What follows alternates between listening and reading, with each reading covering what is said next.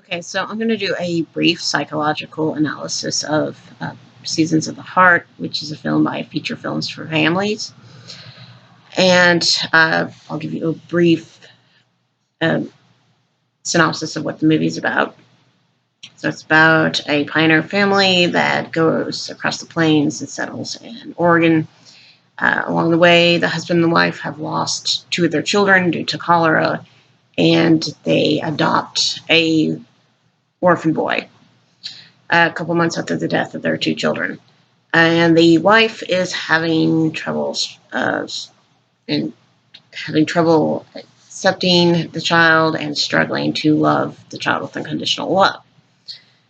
That being said, there's a couple problems with this movie if it were it's obviously realistic. So you have the husband, the wife, and the adopted child as key characters in this movie. First of all, the mother is the central focus, and she is been grieving the death of her children for 4 months. And so she is in a state of bereavement, excuse me. And she is being forced to accept a child when she's not emotionally ready or available for that child. Her husband adopted a child, or an orphan child, from the pastor because he felt sorry for the child and he thought the pastor brought him a fine son. That's an exact quote from the movie. The husband, though well-meaning, comes across a little thoughtless about the wife's feelings and her state of grieving. She's not ready to adopt another child. And if she's not ready to adopt another child, she's not ready to become a mother again, and she is not ready to fulfill that role and would be emotionally unavailable to that child. Now, that was a bit thoughtless on the father's behalf. And the mother sees the father as a betrayal to her and the memory of their little girls for accepting the child. Now, though that's not the father's probably not the father's intention in this movie, if this was realistic, I would sort of understand the woman's contention here. 3 or 4 months after losing your children, who are probably about the ages 7 and 4, is really not a realistic amount of time for the father to just accept, move on, and just have another child, adopt another child. Yeah, I think personally the father was short-circuiting if this was real, he would have been short-circuiting the grieving process for him. Because some people don't want to deal with pain, but it's a long process that has to be you have to go through. So, the mother is very cold to this child. She snaps at him at every turn. He gets into messes. She gets mad.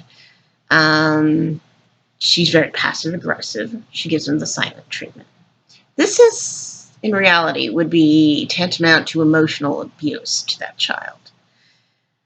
A child should have a loving, warm environment to grow up in with his biological or adoptive or foster parents.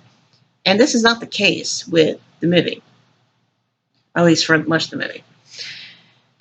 And it is a very stressful environment for a child to be in, knowing they're not really wanted.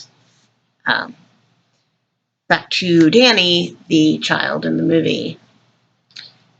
He lost both his parents. He's in a state of grief as well, for he has absolutely no family members to take him in.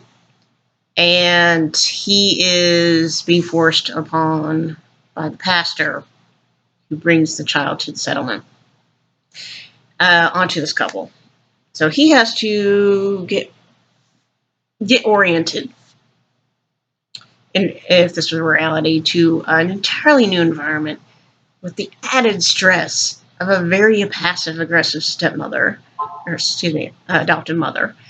And um,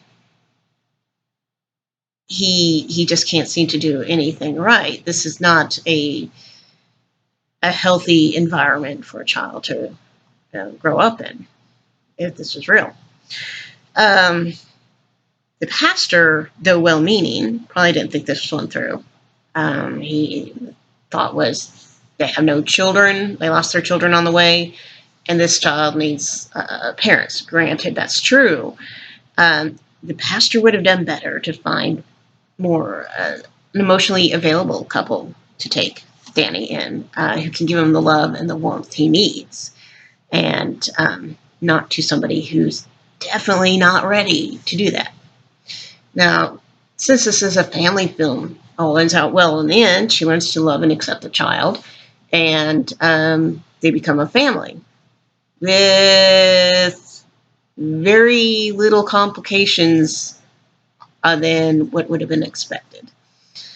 If this was reality, obviously you wouldn't have the magic of automatically everything's all better and one day you're just getting along. It would take years of um, learning how to cope as a family, learning to deal with each other in order to get along. And the mother, granted this is in pioneer times, they didn't have psychotherapists, would have needed probably many years of psychotherapy to get over, sorry, you never get over the death of your children, but to deal with the bereavement process of losing our children.